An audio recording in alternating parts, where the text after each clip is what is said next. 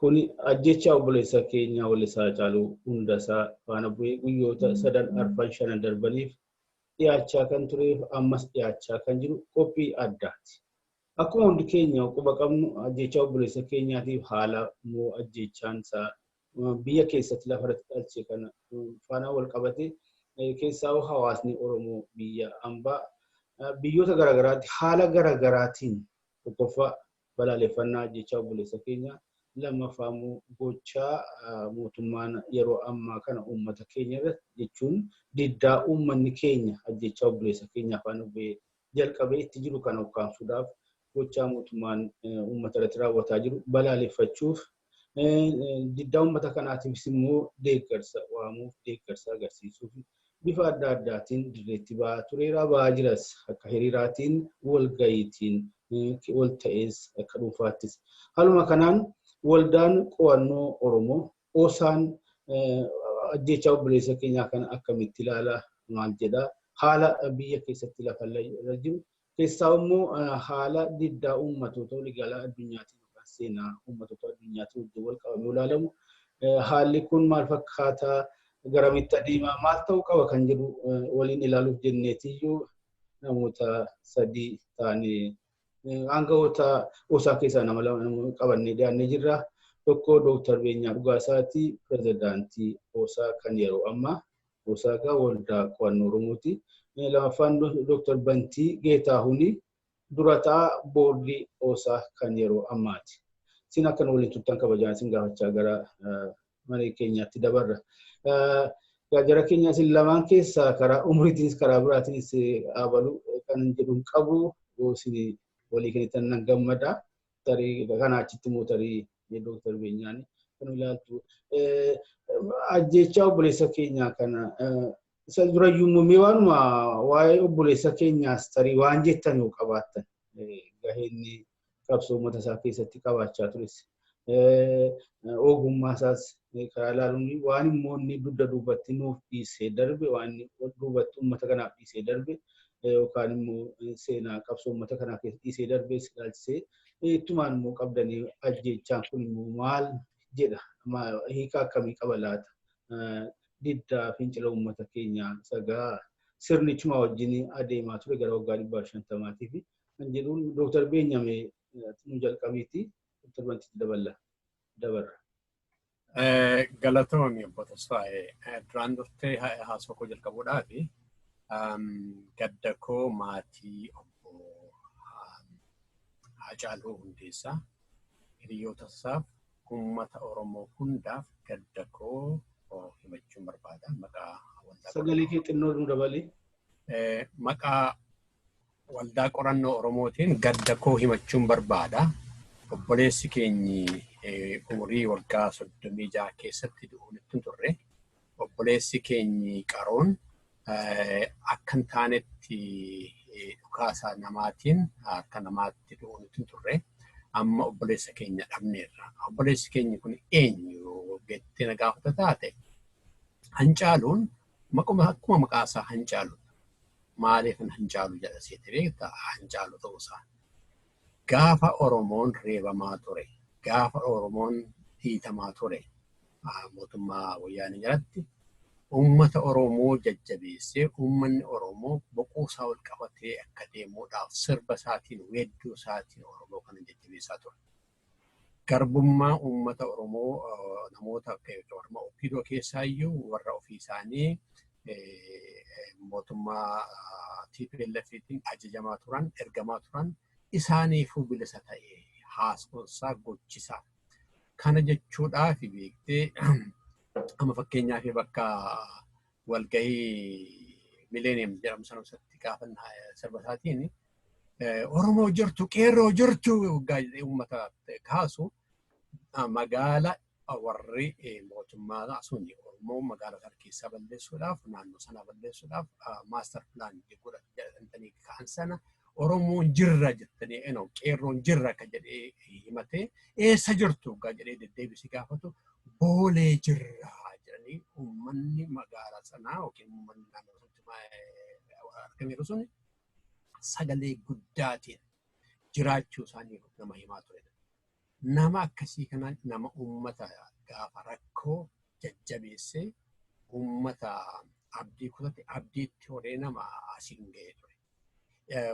Oromoo mootummaa har'a mootummaa 4 kiiloo galan kanaafiyyuu isatu carraa guddaa kenneefi isatu inni gara jabina isaa gootummaa isaatiin bakka isatti ga'etti yeroo ammaa kana lubbuun isaa gaaga'amuu isaan nama gaddisiisudha. Hancaaluun seenaa guddaa dabarse. Gara fuulduraatti xiinxalli adda addaan ta'a. Inistitootii maqaa isaatiin dhaabachuun mala gara fuulduraatti. Maaliifi waan namni yaanne taasise. Waan namni sodaataa turedha himate. Kanarraa kan ka'e biyya sana keessatti jijjiirama fide. Hancaaluun jijjiirama biyya sana keessatti qooda maal qabaa ture kan jedhamu kitaabotatu ba'uuf ka'a gara fuulduraatti. Maalirraa barannaan jedhamu irratti kitaabota barreessamuuf ka'u gara fuulduraatti. Waan kanaafuu Hancaaluun harka hin taane irratti akka hin taanetti ajjeesamuu hin turre. Kana qofaati immoo miti beektee Hancaaluun kabajaatiin awwaalamuu ture. Finfinnee keessatti biyya inni irratti falme otoo inni falmoo irratti du'e kanarra keessatti Finfinnee keessatti awwaalamuu ture malee akka nama waa dhoksuudhaaf fakkaatu fuudhanii Amboo geessuun isaaniif hin turre. Kanaafuuyyuu Hancaaluun eenyuyyuu caalaa barumsa Oromoodhaaf kenne. Barumsa biyya Itoophiyaa sanaadhaaf kenne. Barumsa gootummaatiin sagalee bareechee jedhaloo qeeshee akkaataatti uummatatti himachuu danda'u, kominikeetii gochuu danda'u barsiise. Kanaafuu Hancaaluu dhabuu keenyaaf hin gaddina garuu jiruunsaa hin jiraata. Hancaaluun miliyoonaan lakkaa'amutu dhalate isaatii booddeeti. Keessumaatii du'a isaatii booddee. Kanan jechuu barbaada gabaabaatti tasfaa'ee. Galatoomii Dr. Banti asuma irratti. Ani du'a Hacaaluudhaa akkin itti ilaalu ajjeefamuu Oromoo harka mootummoota Itoophiyaa irratti kanaan dura kan ture keessaa isa tokko jedheen ilaala. Isa tokko duwwaatu hin ta'in isa guddaa tokko jedheetan ilaala. Mootummaatti Oromoon Oromoo mootummoonni Itoophiyaa warri taananii dhufanii Oromoota hunda ajjeesu. Ajjeesaan ma dhufanii garuu inni bara kanaa immoo ittuu caalee amma keessumaa wanti isaan Hacaaluu kan isaan ajjeesanii fi tokkoffaa abbaan ajjeese kun beekamuutu isarra jira. Lammaffaa immoo mucaan kun beekumsa isaatiin ijoollummaadhaan kootama Oromoodhaa ta'e. Beekumsi isaas baay'ee hammoo jirutu dhageetti kenneef akka inni itti ergaa isaa dabarfatu. Jaarsan tun ta'in, ijoollee tun ta'in, dubartii dhiira tun ta'in hunduma mataa keessa seenee diinni yeroo hundaa keessumaa immoo diinni biyya authoritarian regimes warri jedhamanii warra humnaan nama bulchan namoota akkasiiti kan isaan xiyyeeffatan. Maleessaa duutii Oromooni keessumaa waggaa 27 darbe keessatti caalmaatti immoo waggaa 2 darban kana keessatti guyyaatti du'aa jira. Namni mana isaa keessa Oromoon namni tokko hin du'in, maatiin mana isaa keessa namni tokko hin du'in yartuudha. Wani immoo eessummisaa, wani immoo adaadaansaa, wani immoo durbiinsaa kan hin du'in yartuudha. Garuu mucaa kanaa kan inni isaan irratti xiyyeeffatanii fi wanta isaan ittiin Oromoo jibban akka ittiin Oromoon dhaga'utti immoo wanta inni keessa bakka itti bahee dubbateedha. Durumaa kaasee isaan OMN irratti dubbatu tun ta'ee durumaa mucaan kun yeroo hundaa waa'ee qabsoo Oromoo, waa'ee Oromoon bilisoomuu isaa, waa'ee hacuucamuu isaa wanta dubbatuudhaafitu irratti xiyyeeffatan. Taargeetii assassination jedhama wanta akkasii. Isa kootama isaa kuffifnee jennaan isheen kan caljettiidha. Maleessa gaafa malee du'e sana hundaa iddoo meeqa keessaa Oromoo meeqatu du'ee jira. Tokko kana kuffifnee jennaan nama namni dhagahu, nama beekumsa qabu, nama deemee ergaa Oromoo dabarsu, qabsoo Oromoo kan cimsu, kana kuffifnee jennaan isheen kan caljettiidha. Garuu kana kan isaan ajjeesaniif jechaadha. Dr. Beenyaan dubbate irratti maaltu ta'uuti sarara jira kan jedhe yoo gaaffii kana irratti hin qabda taate booddee itti fufna garuu kan isaan Hacaaluu ajjeesanii fi sababoonni hundaaf wanta namni barbaadu Oromoon akka cuucaa keessaa duudhii Oromoo irratti bobbaafame kun akka inni dhaabatu wanta dubbateera. Keessumaa immoo diinni keenya mootummaa duwwaatu hin ta'in mootummaatti marsanii mootummaa jalaan hojjechaa jiran isaan kan wanta akkasii kana coordinate godhee target assassination godhee amma immoo isaantu yommuu Hacaaluun kan keenya Oromootu nu jalaa ajjeese jechuutti ka'aniiru isaantu mataan isaanii immoo akka kanatti naannessanii malaan malteedhaan nutti naannessanii namoota keenya namoota beekamoo ta'an ajjeesuudhaa fi lammaffaa kan isaan ajjeesanii fi ittiin qabatanii dhaabbilee siyaasaa Oromoo rukutuudhaaf. Kanumatu immoo ta'e borumtaa sagama isaanii wantuma waliin wanti hin argine ta'e yoo gaaffiin gara biraan jiraate kanarratti bal'inee haasa'uu dandeenya. Gaariidha. Maaltu ta'uu qaba isa jedhu irratti OSA'n ofii isaatiin waa yaada jirus ta'e waan immoo akka yaadaatti dhiyeessus yoo ta'e gara boodaatti itti deebina fakkeenyaaf waldaan maccaaftuu lamaa isaan wal fakkaataadhaan amma miidiyaatti as bahuudhaaf adeemaa jiru. Isaanis gama isaaniitiin maaltu ta'uu qaba irratti kan jedhu yaada dhiyeessuudhaaf. Dr. Beenyaatu waan tuqe waa'ee awwaalchisaa Finfinneetti ta'uu qaba kan jedhu. Dhimma kanarratti hundumtuu gama isaatiin yaada isaa dhiyeessaas tureera ammas dhiyeessaa jira. Amantaan Oromoo irra guddaan isaa wayyabni isaa Hacaaluun goota Oromooti isa Ingiliziffaan naashinaal hiiroo jedhamudha. Kanaafuu kabaja awwaalcha akkasii argachuu qaba kan jedhuuni. Haala kanaanis immoo biyyattiin ofuma isheetti kan ijaarratte qabdi bakka namoota akkasii itti awwaaltu. Tariigaa kuni gartuu kana qofaadhaaf kan jedhu ta'een alatti warra gara kanarraa dhufanii qofaadhaaf kan jedhu alatti namootni mashataa keessa deemanii sirbuun irra hin dabarre illee achitti awwaalaman yaadanna kana namtichi gara manzii kan dhufe tokko maal maqaan isaa Taamiraat Moollaa kanaaf kan jedhamu namti koomershaal aadii hojjechuu irra hin dabarre tokkollee Wubishee Torqaalamaa kan jedhamu achitti awwaallatanii hiiroo jedhanii kana maaliin burjaajii uumanii warra maatiitu gaafate kunis immoo soba akka ta'e haati manaa isaallee nutti as baatee hinteetti nuti akka inni Finfinneetti awwaalamu barbaanna jettee isheerraa dhageenyeerra miidiyaa warra isaatti gaafate kana isaanitti dubbatte garuu maaliifiyyuu akka obboleessi keenya achitti hin awwaalamne barbaadan amma hubannaan wali konkluuziniin guddaan jiru kana beekaadha akkanitti achitti hin awwaalamne godhanii kan jiru maaliif isinitti fakkaata Dr. Beenyaa Sumattan deebi'a Dr. Bantiitti nu dabalan. Obbo Tasfaayee gara xiqqootti gara booddeetti deebisuu barbaadatu jira beektee duuti isaa sababni isaa maali? Gootummaa sana keessatti dhiyoo kana interviyuu godhe beektee irratti achirratti maal kaase? Waan lama kaase. Tokko mootummaan amma Dr. Abiyyiin qeeqe. Lammaffaa beektee jijjiirama biyya addunyaa kanatti dhufaa jiru George Floyd nama jedhamu sana koo ergaa du'eetii booddee hawultiin yookiin mooyyuu hawultiin adda addaa bakka dhaabatee jiru diigamaa jiru beektee biyya faranjii kana keessatti Ameerikaa keessatti dhibbaatiin kan lakkaa'amutu diigame keessumaatti warri garbana gadaa turan. Biyya Awurooppaa keessatti akkas ta'e namoonni nama fixan bakki yaadannoo isaaniif dhaabbate sanatu ka'aa jira. Obboon keenyi kun Hacaaluun waa'ee kana kaase. Kana kaasuu isaa waan lamatu ka'e jechuudha. Amma tokko mootummaatu qeeqame lammaffaa immoo Miniliktu qeeqame. Kuni mootummaa sanas aarsuun hin oolle aarseera maaliif mootummaan sanaa beekte obsa qabaachuu hin beeku. Lammaffaa warri Minilikiin dhaadessan akkamitti Minilikiin tuqame warra jedhaman dhaadessan jiru. Isarraa kan ka'e ajjeechaasaa fakkeenyaaf dokumentiin hin qaba. Feesbuukii irratti sarkuleetti ta'aa ture yeroo sana. Namtichi kun faabrikaa qaba. Bakka faabrikaa isaa nutti eegumna jedhanii gaasaa walii daddabarsaa turantu ture.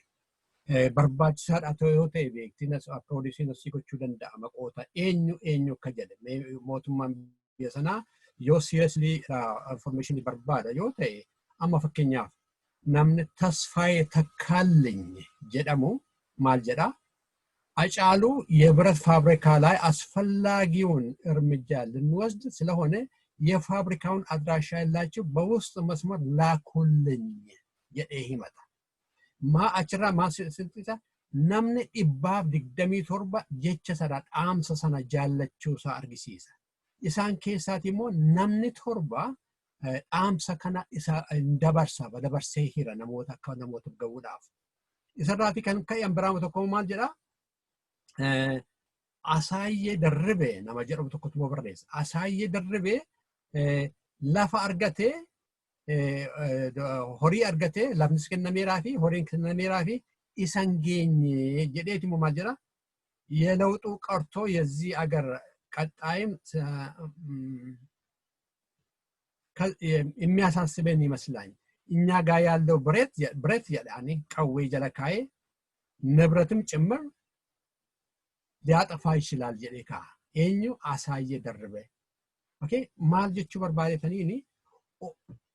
ዱቢን ኩን ኦርጋናይዝድ ታአኒቲ ቤቴ ኤኙ ሞቱማን keessa qabaachuu mala ambaramo warra waa'ee minilik dhaadheessan keessa qabaachuu mala okay kanaafuu information akkasii kana walitti qabanii eenyu maal takka godhe gochuun isaanitti jira haninni du'ee fi kanaafi jechuu barbaadetanii gaaffii keetti deebi'uudhaaf obboleessi keenya kun hanjiraate Oromoof jiraate okay maatii isaa qofaaf iyyuu miti hanjiraate eeyyee maatiin isaa qooda qabu garuu haninni jiraate Oromoodhaaf jiraate erga Oromoodhaaf jiraate handhuura Oromoo keessatti Finfinnee keessatti waalamu gaaffiin suni kan ka'ee fi maaliif Finfinnee keessatti owwaaltuu waan jedhu warra karaa mootummaadhaan kan dhufee fi tokko Oromoon Finfinnee sana keenya jedhee isa himatu sana keessa miti jechuudha kan fakkaatan qindaa'ee fakkaata. Lammaffaa warra minilikiin dhaadheessu warra minilikiin dhaadheessu gammachiisuudhaaf kan ta'e fakkaata. Uummanni keenya garuu gara fuulduraattis ta'e har'as ta'e boru bakkee gaaffii ani gurbaa kana jeesse gaaffii minilikii fi waa'ee mirga Oromoo cabuu sanatu gaaffii ta'edha. Kana lamaan keessaa kan biraa miti. Kanaafuu uummanni keenya Finfinnee irrattis ta'e mirga isaa tikfachuudhaaf yeroo hundumaa itti dhimnee jajjabaatee irratti hojjechuun itti jira. Bakkee amma monumentii adda addaatu diigama biyya addunyaarraa isin jechaa jiru. Warra miniliktu diigama hanjani warra yaaddaa jirantu jiru. Monumentii yookiin yaadannoo miniliktu diigama kan jedhan yaadantu jiru. Hani akka inni hin diigamne hangochuu danda'u yoo jiraate nagaa tasgabbii araarama gochuudha. Nama jeesaa monumentii sana achirratti dhiisnaan hin fakkaatu addunyaan jijjiiramteetti. Uummanni kana dhaga'u haa dhaga'u qulqulluutti. Ameerikaa keessaa 100 kan ta'utu diigame. Awurooppaa keessaa akkasitti diigame. Amma Haayila Sillaaseetiin biyya Awurooppaa keessatti diiganiiru. Oromootu diige Haayila Sillaaseetiin. Okay? Minilikis akkasumatti hin dhufa. Han ta'uun itti jiru garuu biyya sana karaa qabsiifachuudhaaf araara buusanii gara fuulduraa deemuudhaaf kennanii fudhachuu jaalalaa wajjin jiraachuudhaaf yaada jibbaa yaada hamminaa yaada nama ajjeesanii geeraruu wanti sun akka dhaabbatu gochuudhaaf mootummaan dirqama qaba. Hawaasni biyya sana keessa jiru hundumtuu taa'ee akka wajjiniin haasa'ee kennee akka fudhatu gochuun barbaachisaadha. Beektee yeroo ammaa kana hawaasni addunyaa hundumtuu beekumsa irratti kan hundaa'e ragaa irratti kan hundaa'e malee jetteetiin mitan ta'u nutti jiru. Jetteetiin poolisii baasuun jetteetiin nama hidhuun jetteetiin maqaa nama balleessuun eenyuufuu mootummaa sanaafis ta'e biyya sanaadhaaf eessaanuu gahuu hin danda'u. Ragaa irratti kan hundaa'e akka mana sitti agarsiisu yaada kana namoota maal jedhan. isaanin hordofanii isaan bira gahuu yaalurra warra opposition group akka Obbo Baqqalaa Garbaa akka Jawaar akka Dr. Shuggut Galataafaa isaanin qabanii hidhuun fala hin ta'u fala miti yaada namaa hacuucuu of yaaduun fala hin ta'u han Itoophiyaa quucarse han Itoophiyaa hiyyoomse yaada akkasiiti yaanni akkasii eessaanuu hin ga'u Itoophiyaatiin jeequmsa diigumsa biraarratti geessuu danda'a. Ofsaatiin ogummaatiin hojjechuu danda'uun itti jira mootummaan sun hin jedhamu kanaaf.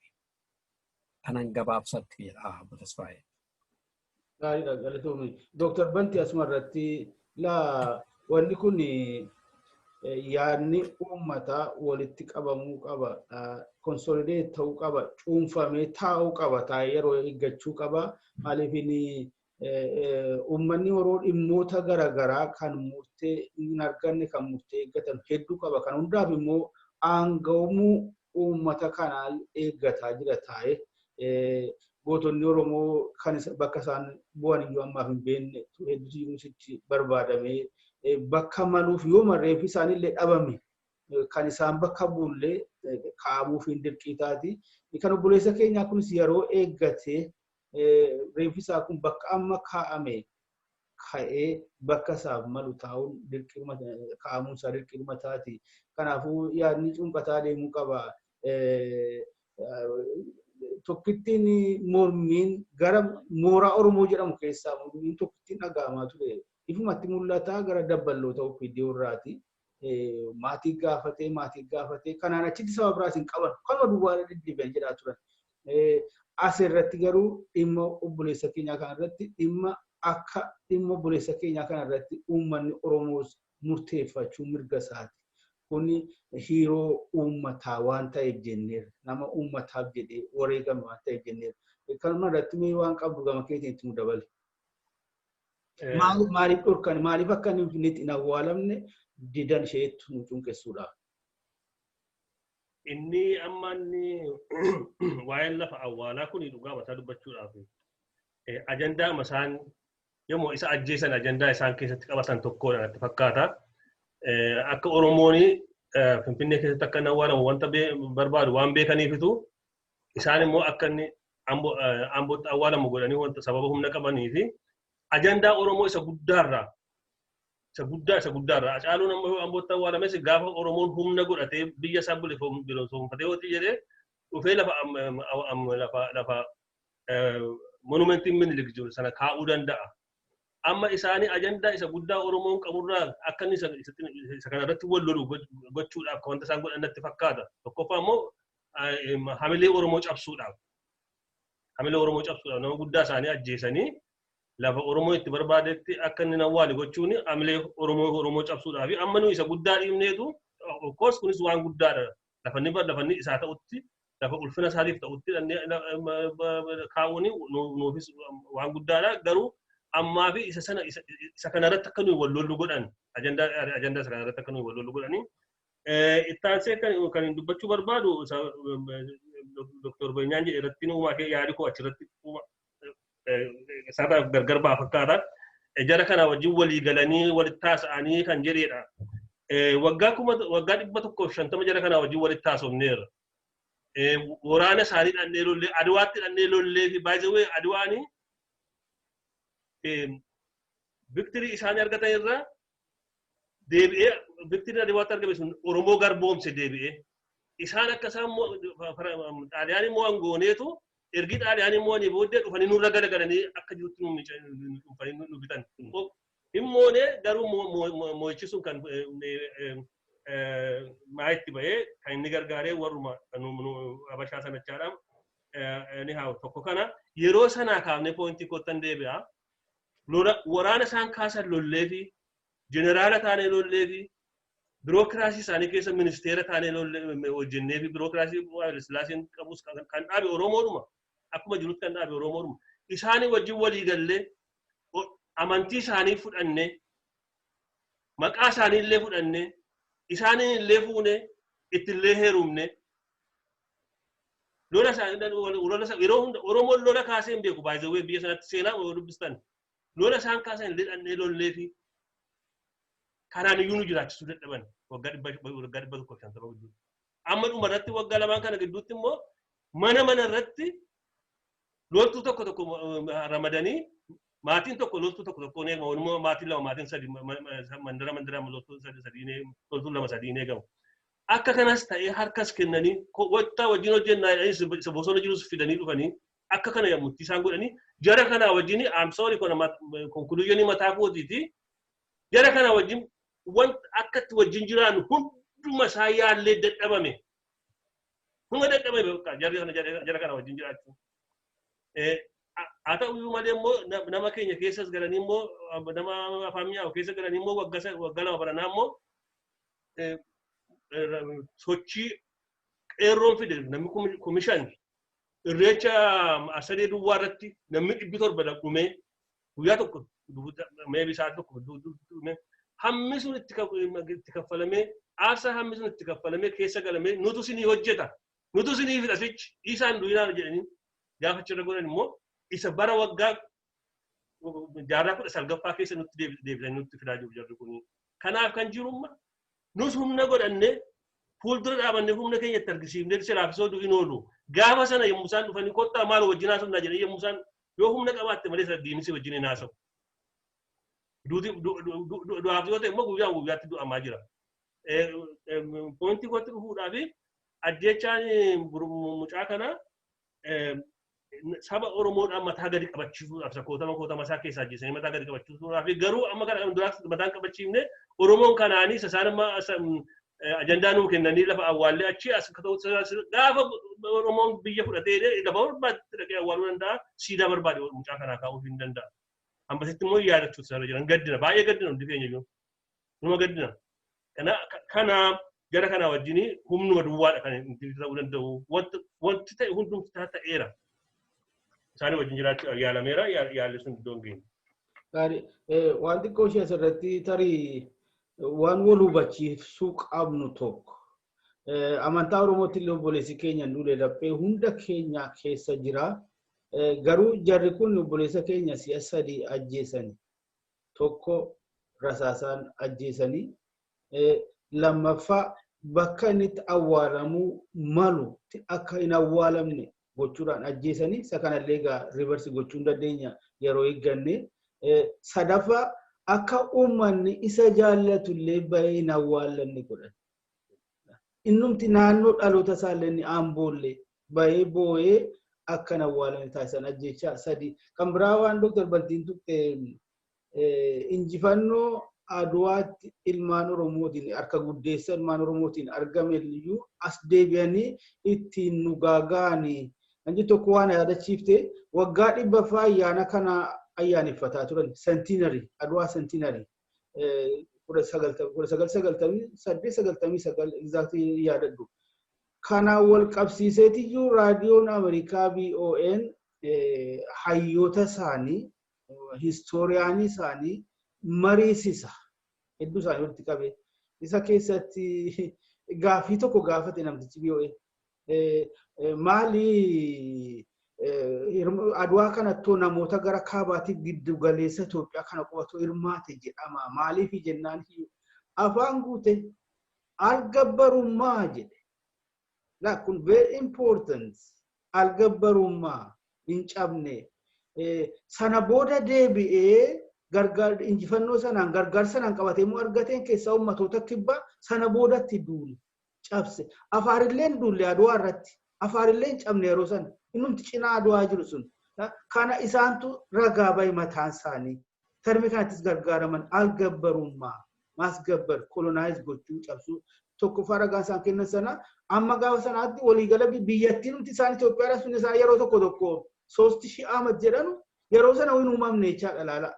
Amma iyyuu walaba uummanni garri biraa keessaa garri kibba dhiyaa garri kibba baha amma iyyuu amma gaafa sanaatti walaba ture jechaadha. Kanarraa Oromoo keessaa iyyuu isa giddu galeessa kanaati kan isaan yeroo sanatti qabatanii jiran sana booda kan itti duulame qarqara saafetti.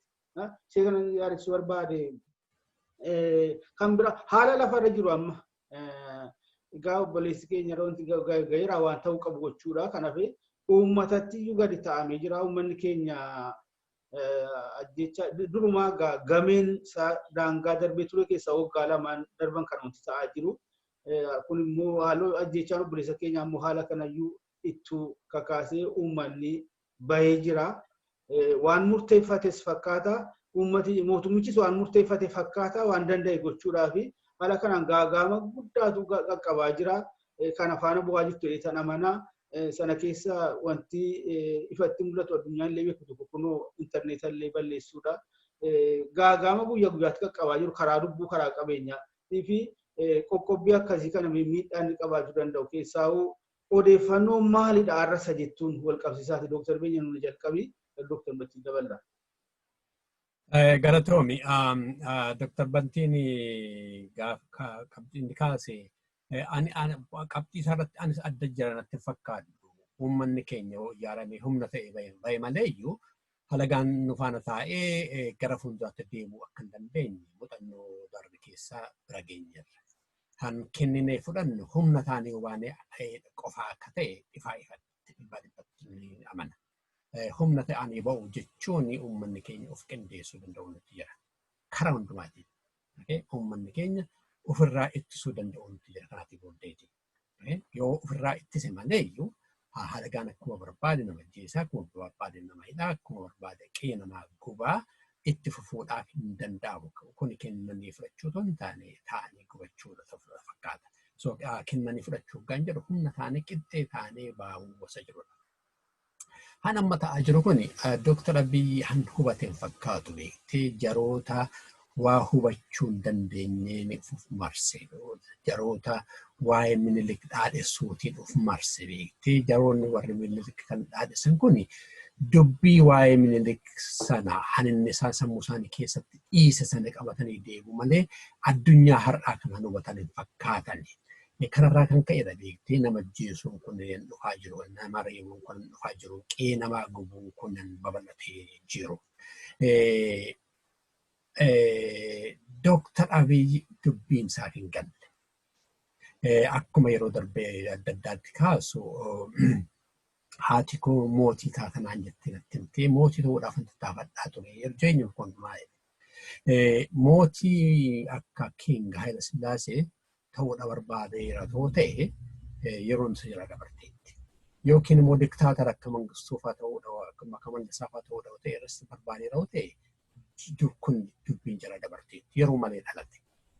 Har'a yeroo teknooloojiin intarneetii jiru kana keessatti yeroo addunyaan kun waa'ee mirga namaa guutuutti dhaadhessitu kana keessatti mirga namaa cabsee nama reebee nama jeesisaniin aangoorra turaa yoo warri yaaduu jiraate gonkumaan ta'u.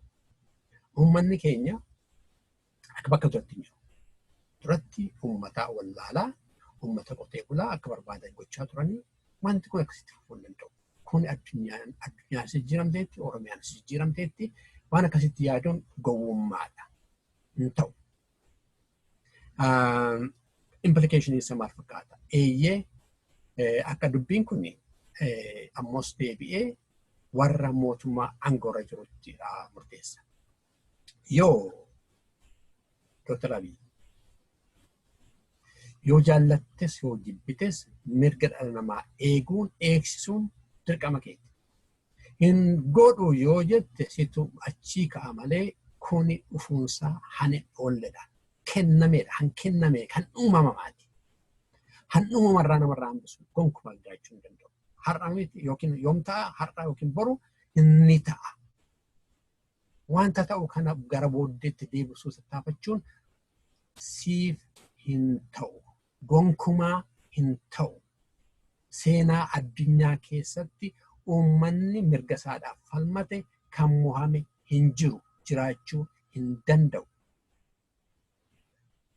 Seenaa Itoophiyaa sana keessatti akkaataatti Eertiraan biyya sanarraa cittee baate seenaa sana qorachuusitu ture. Hin qoranne qorachaa hin jirtu. Warri si marsaniiran suni isa arguun barbaadanii isitti agarsuun barbaadanii achi barachaa hin jirtu.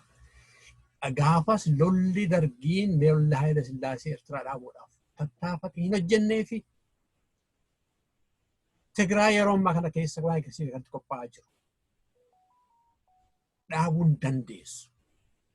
Uummanni Oromoos lammaffaa reebamee dhiitamee qeensaa gubatee ijoolleensaa bakka hundumatti ajjeefamtee itti fufuu hin danda'u. Kanaaf uummanni keenya, uummanni biraas waa'ee isaa ofii isaa murteeffachuu danda'uun han kennamedha. Situ kenname. Eenyu kennuufi irraa fudhachuu san hin danda'amnedha. Kuni ifatti galuuf itti jira warra mootummaadhaaf. Uummanni keenyas warri buddeena keenyaaf jennee achi gallee jirra warra jedhan jiru beektee eeyyee rakkinaa irratti fedhaniidhaaf uummata Oromoo irratti fedhaniidhaaf namoonni tokko tokko buddeen nyaachuudhaaf warri nama ajjeesan jiru akka san jedhan ni beeku. Haa ta'u malee kuni isiniinis eessa yoo isin geessuu hin danda'u. Buddeenaaf nama ajjeesaa, buddeenaaf nama hidhaa itti fufuu hin dandeessani. Boruun keessan qe'ee Oromootti haftu. Amma fakkeenyaaf warri TPLF gaafa cinqaman Maqaleetti deebi'anii galan. Warri amma warra naftanyoota taata wajjin dhaabatanii uummata Oromoo ajjeesaa jirtan. Isin immoo qophooxaniittu kaatanii deemuudhaaf moo gaafas maal gochuuf kaatu? Of gaafachuun sinitti jira. Of gaafachuun sinitti jira. Gaaffii diippii kan ta'e kan.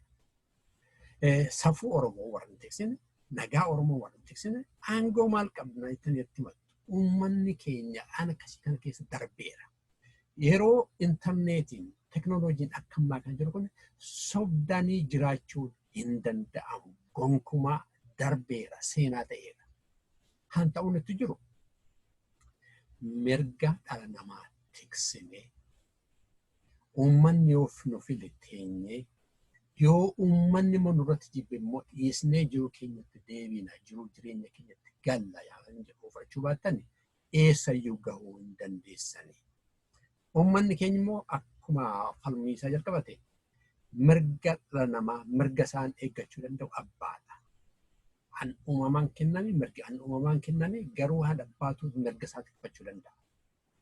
Wal qindeeffadhaa, wal dhaggeeffadhaa, wal itichaa, wal hordofaa, walii dirmadhaa.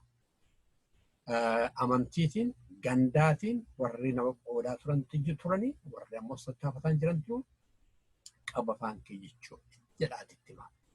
Tokkummaa keessaniitti dhaabbattan nafxanyaa miti. Eenyuyyuu addunyaa sin dhaabuu hin danda'u. Kana jedhee uummata keenya keessa warra jiran warra namoonni Oromoo ta'in jiru. Isaaniidhaan akkuma ijoollee keessatti tiksitan isaaniidhaaf tika kennuufi yaala. Kanaatii achi akka duraan gortee nama ajjeeseen sirrittan geeraraa, nama ajjeeseen nasi doorsisaa, that is history. Seenaarraa warraan barannettu seenaa isa kaleessaa sana dhaadessu uummanni keenya jajjabaatee obsaan gootummaadhaan akka mukaan dura falmate ammos falmiisaa itti jajjabaatee tufuunti isaan jedhaan. Dr. Banti asuma irratti haala amma lafa irratti argamu kana haala uummanni keenya keessa jiru waan irratti raawwatamaa jiru isuma qoqqobbaa intarneetaa kanas dabalatee gaagama lubbuu qabeenya irra gahaa jiruu fi gaagama immoo qoqqobbaan akkasii kun illee yeroo ammaa kan uumuu danda'u qabaabsitu. Waa'ee intarneetaa isatti yoo jalqabuudhaaf ta'e inni dhugaa mataa dubbachuudhaaf mo'amuu argisiisa malees mo'uu sin argisiisu gara nagaattis immoo hin geessu isatti maratti dhaabatanii wanti amma saba keenya irra gahaa jiru dhugaa dubbachuudhaaf just as a beginning of genocide featuring genocide argaa jirra. Waggaa lama darbe asitti nama ijoollee utuun jedhin jaarsa tuun jedhin jaartii tuun jedhin islaama kiristaana tuun jedhin gunamuun argi nama ajjeesu. Kun genocideedha. Mallas Zeenaawiidha. Saba Oromoo kana miliyoona 5 gad deebisa jedhee yommuu dubbatee that's it. Inni kun immoo waggaa 1,000 hamma isaan akka isaan waggaa 1,000 hamma waggaa 1,000tiif akka isaan hin kaane gochuu nan danda'a kan jedhee afaanii baasee kan dubbate kun mataan isaa seera biyya lafaatti dhiyeessuu wanta dandeessisuudha. Hojii isaatii hojii amma ta'aa jiru kuni exactly wanta ni jedhe sana wanta calaqqisiisuu fi wanta nama gaafachiisuudha. Kan wanti irraanfatamuu irra jiru tokko hundumti keenya waan namoonni gargaaraan isa warri miidiyaatti ba'an kan irraa isaan irraanfatanii yemmutti reeffi Hacaaluudhaaf mana abbaa isaatii jiru keessatti raayyaan mootummaadhaa dhufee mana sana keessatti reeffi bukkee sana jiru wasiila isaa moo eessuma isaatiif mucaa durbi isaatii murte namni kana maqaa dha'u hin jiru. To that extent mootummaan kuni Oromoo lafarraa duguugee balleessuudhaaf jecha. Inni kun namni kana maqaa isaa dha'u hin jiru. Genocide wanta jedhamutu dhugaama isaa dubbachuudhaaf na sodaachisana. Diinni Oromoodhaaf organizii ta'ee qophaa'ee mootummaanis immoo kan inni dhaga'u mootummaa nama jiru kunis kan inni dhaga'u diina sana dhagaasa diinni sun haasa'u. Amma waan miidiyaa diinaa waan ilaaltanii isa sana haasa'anitu achi ta'a. Isa warri biyyaa haasa'anitu warri diina biyya haasa'anitu achi ta'a. Du'a mucaa kanaa akka carraatti fudhachuudhaa fi Oromoo idduma hallee attaakii gochuudha. Amma kaleessa illee niwusii warra isaaf kana dhaggeeffadheetanii naannoo Oromiyaa zoonii biyya Amaaraa keessatti shaneen adda bilisummaa Oromoodhaa dhufee namoota rukutee namni suuree isaan iyyuu battala isaa du'aniiru qabamaniirus jedhu yeroo hundaa nama ajjeesaniitu ofii ajjeesee battaluma sana immoo qabnee daqiiqa 5 gidduutti qabneeru nama ajjeesanii Hacaaluun du'ee innaa qabamaniiru wajjin ajjeesanii jedhan innaa amma inni Northern Shawaa ta'e sun mataan isaa isa kanaa wajjin walitti hidhatee jira Oromoon morkutuudhaaf maqaa kana kaasanii kana lammaffaa immoo kan Dr. Beenyaan baay'ee kaase poointi tokko irratti Dr. Abiy seenaa hubachuu dadhabuusaa nam beekamoo jedhee haasa'uunsaa baay'ee nama dhibadhu nama qaanessa baay'isee nama qaanessa. Inni maal jedha Oromoo yommuu gaaffii Oromoo gadi ukkaamsuudhaan mutti jedhu isaanii gara jaarraa 19ffaatti deebi'uu barbaadu jedha. Garuu kan inni fidaa jiru jaarraa 19ffaatti isa Minilik Oromoo irra kaa'etu jaarraa 21ffaa irratti fidee Oromoo irratti fe'uu barbaada. Oromoon garuu inni jaarraa 19ffaa irratti nurratti fe'ame sun lakki nuun ta'uu gara fuulduraatti deemnaa jedheeti. Kana mataasaa irony jedhama faranjii yommuu ta'u kana mataasaa keessaa baasee contradiction sana gargar baasee baasuu garuu beekas ta'a garuu hin beekus ta'a that's one. Fakkeenyaaf yommutti waan akkasii irratti hennaa ta'u ጥቁር አሜሪካውያን ባለፈው ታሪክ መኖር የሚፈልጉ ናቸው ከነመቱ ዳጋን ይጀርኩኒ ከሰሱ ደንደ ዋንተ ጎቹ ደንደ how on earth ሴና ተመጡ ጋር ወራከ ዘገለ 400 years ወጋኩማ በፉሪ ደርቡማ ጀለቱ ረን ይጀርኩን ሲስተሚክ ኦፕሬሽን የሙሰለ kan ጀቀብ የመማት ተራከው ዲዴ እኒ በከዳ ዱፈቱ እነሱ ባለፈው ታሪክ መኖር የሚፈልጉ ናቸው የምትጀሩ ተቆፋ it is very an offense gurraacha Ameerikaa TV lammaffaa immoo wal'aanummaa history jechaadha. Sadaffaa immoo kanaan hin fixaatu.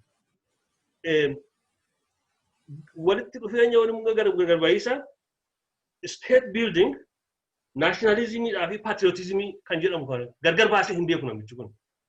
State building Oromiyaa biyya Itoophiyaa suni state taateetti Minilikootti ijaare empire building. Yommutti empire sun dhaabatte state hin dhaabateera jechaadha. The next nation humuudha. Nation immoo ofuma isaatiin processii baay'ee qaba. Baay'ee processii baay'ee kan Awurooppaa irrattis, Afrikaa irrattis, Eeshiyaa irratti kan barreessanii processii uummataa idduma tokkotti ka'ee ofuma isaatiin idduma tokkotti immoo dhuma. Kan inni dhumaa inni hooyini wanta barbaadu sana argatee dhuma ofuma isaatiin dhaabata. Hoon immoo yommutti dhabutu rukutee moo'eetu qophaa bahee dhuma akka Eertiraan keessi ammoo scholarship nationalism baay'ee Eertiraa fudhatu. Aggressive nationalism resistant nationalism jiru. Aggressive nationalism kuni egaa afaan isaa naa eegu sanyisa nationalism Amaaraati. Sabboonummaa Amaaraati. Isa tokko hacuucuudhaaf kan jiru. Isa kana Eertiraa dhaqee hacuucuuf jedheenaan kitaabota afaan Eertiraa afaan Tigreetiin Eertiraatti gubee fixee Amaariyaa irratti impoosii godheenaan jarri immoo resistii godhanii hin lolanii bilisa ba'an. Inna ilaaf aggressive nationalism jiru yeroo hundaa resistance nationalism jiru. Isatu nurratti mul'achaa jira amma nuyi kan. Kana gaan kan inni wallaadha. Lammaffaa immoo neeshinii akka humnaan bulchuu hin dandeessu takkaadhuma hin danda'u Dr. Biyyaan sirrii dubbateera. Nationalism humnaan gadi qabuu hin dandeessu. Yoo military fatigue shan isi kunnan san walitti dababdee uffattee teessee televizyinatti mul'atte iyyuu fixuun ballee hin dandeessu. Utuu isatu fitatee Mangistuu Hayilamaariyaam yeroo hundaa military fatigue uffata ture. Namni akka Mangistuu Hayilamaariyaam Itoophiyaa jaallatu hin jiru. Inni iyyuu hin finne akkuma uffatetti dhiisee ba'e. Uffatee yuunifoormii isaa uffatee ba'e. Kanaafi waan humnaan fixuudhaa waan humnaan wanta akkas sabi hundumti fudhate kana waanuma qabsoo sabaa karaa deebisanii akka barbaadetti bulchuudhaa inni akka Dr. Beenyaan jedhee hin jiru. Garuu Oromoon abshaalummaa godhatee utuu diinatti saaxiloo hin baasini wal gargaaree inni qabu san qabne gargaaree inni dhagaye san dhagayin himee wal gargaaree wal dhageessee yommuu interneetiin citu kan immoo localizii godhe utuu saba garbiraa utuu taargeetiin godhin asoosaa localizii godhe itti fufuu isa jira jechuudha jedhetan. Gaariidha.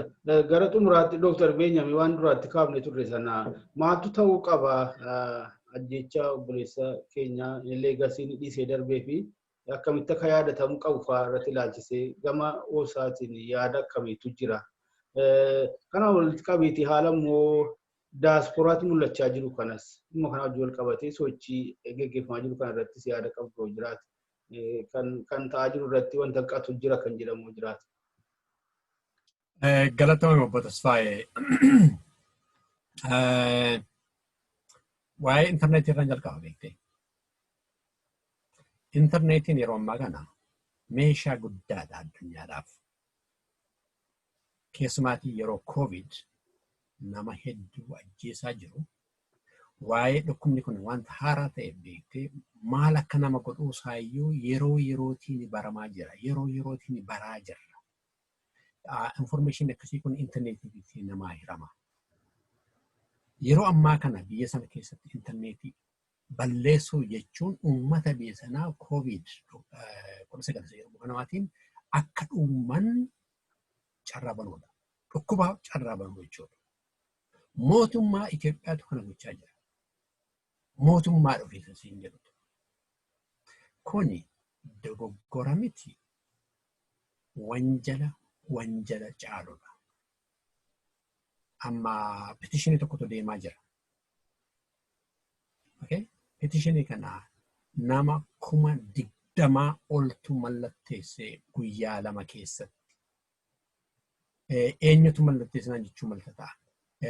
Dhibbatti natti himaa. Dhibba keessaa 60 halagaatu mallatteesse. Maaliifi maali qooda intarneetiin addunyaa irratti qabdu warra hubateetu. Keeziin kun akka warri kanarratti hojjetaa jiranitti United Nations, World Health Organization, US Department bakka adda addaatti geessuudhaaf kan qophaa'aa jirudha. Internet yeroo ammaa kana it is essential barbaachisa akkuma nama bishaan kan nama barbaachisu qilleensa akkuma nama barbaachisu akkasuma interneetii nama barbaachisa. Yaanni isaan amma interneetii cufuu barbaadani hangochaa jirru kana addunyaan nutti hin arginidha. Kanas gochuu dhaabuu hin danda'ani. Namoonni yeroo ammaa kana seelfoonii isaaniitiin rikoordii godhanii ni baasu dhoksuu hin danda'an. Kanaafuu warra intarneetiidhaaf cufuudhaaf taasifamaa jiru kun uummanni Oromoo akkamittiin kana jalas baanaa itti yaadataa jira. Assure you. Okay? Dr. Abiy kana godheetan fala barbaadadda aangoorra turuudhaaf dhimma jedhatee hin hojjetu kunis. Yeroo darbe tokko ani Jawaariin na dinqisiifadhu tokko keessaati. Qilleensa Oromiyaa bilisa baafnaan jedhu yoggaa OMN'tiin ijaaru. Qilleensa Oromiyaa. Intarneetii Oromiyaa keessa jirus gara fuulduraatti bilisa baasnaan jiru suni uummata keenya qeerroo keenya sammuu isaanii keessatti biqilaa jira. Maal goonaa gara fuulduraatti ilaalama. Kana kaasuu fi maal intarneetii barbaachisaa amma ta'e isaan jabaachuu barbaadetanii. Obboleessi keenya Hacaaluun akka isaan yaadanitti ajjeesnee jechaa jiru. Obboleessi keenya Hacaaluun gumaa midhaaniiti, gumaa mukaati. Yoo owwaalte tokko waalte hedduu ta'e biqila. Ijoolleen har'a dhalattu meeqan isaaniitu yaadaan Hancaaluu qabachuu qofa miti. Maqaa Hancaaluu jedhu maqaa qabatanii warri dhufantu jiraachuu dhalataa jiru. Gonkumaa kaan akkasii kana dhaabuu hin dandeessanii itti yaadaa jechuun barbaada warra nama jechuudhaaf bobba'etti. Hancaaluu nan gochaa jiru an godhe gara fuulduraatti yaanni isaan ni jiraata uummata Oromoo keessatti. Yaanni beektee hacuucuu hin dandeessu, hudhuu hin dandeessu. Yaanni sammuu namaa keessa jirti. Yaanni kun hin guddatti, yaanni kun hin jajjabaatti. Hancaaluun akkas jedhe qeerroo jirtuu jedhe eeyyee jirra. Magaala isaan hin jirtan jedhan keessattidha. Jirtuu jedhe gaafataa jira. Uummanni bagaa gaafachuu bakka isaan jiru jirraa jechaa jira ture. Ammas sammuu qeerroo har'aa kana sammuu qeerroo Oromoo keessa qeerroo jirtuu jechaa jiraata. Hancaaluu uummanni keenyas eeyyee jirra. Akkamiin jirra? Beekumsaatiin jirra. Ogummaatiin jirra. Qabeenyaan jirra. Politikaatiin jirra. Bilisummaa qabaanneeti jirra jechuudhaaf ka'aa jiru. Kanaafuu du'a isaa irratti akkuma gaddinu haninni nuu dhaabee haninni nuu facaasee immoo darbe hedduudha kan jedhuun kaasa. Gara fuulduraatti OSA'n maal gochuu fi ka'a waa'ee isaa irratti kan jedhu keenya kaaste amma han yaadaa jirru jira. Han amma yaada wal jijjiiraa jirru jira. Amma garuu otoo iyyuu murteerran gahiin kana goona jechuudhaaf hin naqu. Garuu waa tokko gochuudhaan waa tokko irratti yaada akka jirru kaasuun barbaada gabaabaatti Botasfaayee. Uummanni keenya immoo akkuma daddabalamee kaafu uummanni keenya itti ta'a. Nu gaggabaabsi gaa yeroon keenya akka dhumaa jiru nutti himaa jiru qophii gara biraatu darabee eeggataa jira. Nu gaggabaabsi. Uummanni keenya itti ta'a. Amantiitiin gandaatiin warra sin hiruu tattaafatan afaan keessan qabadhaa jedhaa. Humni keessan tokkummaa keessan eenyiyyuu humni isin wal qindeessitanii wajjin hojjennaan eenyiyyuu isin fuuldura dhaabbachuu hin danda'u. Hin abjataa jiru warri kana gochuudhaaf tattaafatanii kanuma jechuu barbaada Botasfaayee galatoon. Dr. Bantii asuma irratti gama OSA'aatiin wanti yaadamee jiru leegasii obboleessa keenyaatti fufsiisuudhaafis haala lafarra jiru kana mudura dhaabbachuuf yaada karaa uummataaf darbuu qabu ilaalchisee yoo jiraate gabaabsiituma akka xumuraatti nuti. Karaa OSA'allee gara irratti yaadamaa jira. Wanti akka qoran keenya jira. Gaafarra keenya immoo hin ibsina. Wanti ta'uun irra jiru akkuma kan Dr. Beenyaa irratti deddeebi'uudhaaf tokkoffaa intarneetiin banamtisa jira. Dhukkubi kuni Oromoo fixa se'aniitu yoo cufan ta'anii isaaniinis immoo fixa. Kanaaf hunduma nyaata hunduma galaafataati kanarratti qalbii isaanii fakkeenya jenna. Lammaffaa hidhamtoota Oromoo jiran hunduma isaanii unconditionally yoo Oromoo wajjin nagaa buusuu barbaadanii unconditionally hidhamtoota Oromoo jiran kana hiikuutu isaanirra jira. Lammaffaa immoo duuti nama tokko akka inni waa guddaa fiduu danda'u badiisa guddaa mootummaallee jibuu kan danda'u godhuuf isaanirra jira. Kun immoo nama xinnaa miti namni kun immoo seenaa keessatti duuti nama tokko waraana biyya lafaallee isa jalqabaa du'a nama tokkootu tiriigarii godhe du'a nama tokkootu kaasee kanaaf baruutu isaanirra jira. Kun immoo nama baay'eetu iyyuu du'e. Wanti lama Oromoon immoo yommutti waa ta'u hoo jedhee ka'uurra utuun hin ta'in qophaa'utu isaanirra jira. Organaayizii gochuutu isaanirra jira. Liidarshippii guddaa uumachuutu isaanirra jira.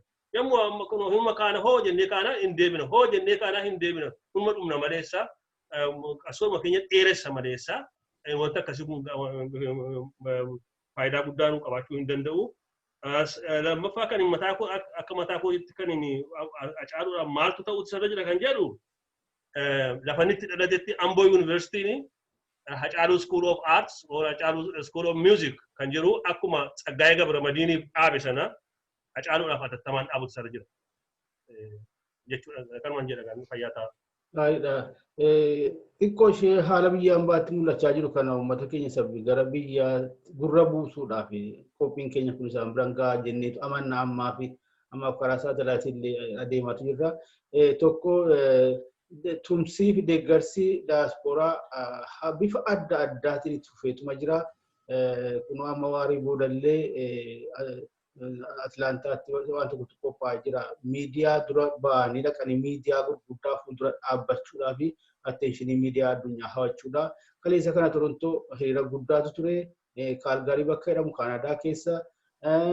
Har'a waarii booda walgahii guddaatu jira sadarkaa addunyaatti kan Oromoo onlaayin Oromoo walitti fiduudhaaf kan saganteeffame. Oromoon biyya hambaa dhugaa dubbachuuf gidduu kana manatti galaa hin jiru. Kana tarii uummanni keenya biyya keessa jiru hubachuunsaa jajjabinaaf gargaaranitti fakkaata. Haala kanaan jira akkasa duukaa jiru. Waldaan Maccaa fi Tuulamaallee akkuma OSA kana gama isaatiin waan qabu ibsachuudhaaf ammalaa darabee eeggataa jira. Haala akkasiitu jira. Kana achitti immoo Obbo Tasfaayee waa tokko akka kaaftuun barbaade. Beektee duratti warra Oromoo biyya Oromiyaatti dhalatee dhufetu waa'ee Oromoo kana hedduu dhaadessa ture. Amma Oromoo biyya Noorz Ameerikaatti dhalataa biyya Faranjiitti dhalatutu dhaadessaa jira. Eenyu caalaa? Kuni waan guddaadha Oromoodhaaf. Beeki aadaa biyya kanaa keessatti, aadaa biyya Faranjii keessatti Faranjootatti dhiyaatanii irratti hojjechuu danda'a jiru. Kuni seenaa jijjiire. Haacaalootu jijjiire kana. Muuziqaa isaatiin jijjiire kana. Kanaafuu uummanni keenya warri biyya jiru abdiitiin tokkummaatiin hojjechuun akka isaanitti jiru daddabalee kaasuuf barbaadudha. Dhuguma kun sababas qaba kun immoo haala biyya keenya ta'aa jiru kanatiyyuu haala biyya kana isaan keessa dhalatanii guddatanii wajjin yommuu cinaa qabanii ilaalan amanuudhaaf illee kan isaan rakkise waan ta'eef ishee kanaaf jedhu dhugaa dubbachuuf bakka hirribaame hundatti sagalee kan dhaga'amu sagalee dargaggoota ilmaan Oromoo biyya hambaa kan dhalatanii guddataniiti. Keessaa karaa onlaayinii kana intarneetaa kana duula geggeeffamuu qabu irratti illee kan bal'inaan hojjechaa jiru isaanidha. Dhuguma dhugaadha. Haala duriirraa wanti adda ta'e tokko kanadha. Waan ajjechaa obboleessa keenya uummata keessaa tokko. Kanas uummata keenya isa biyya gara biyyaa jiru yaadachiisuun gaarii itti fakkaata. Egaa nu haa ga'u isin lamaanuu yeroo keessanis baay'ee galatooma. Obboleessi keenya immoo gaafa bakka inni kaa'ametti Waaqayyoo qabbana isaa kennuuf jenna. Nagaatti Atis galatoon. Nagaatti galatoon.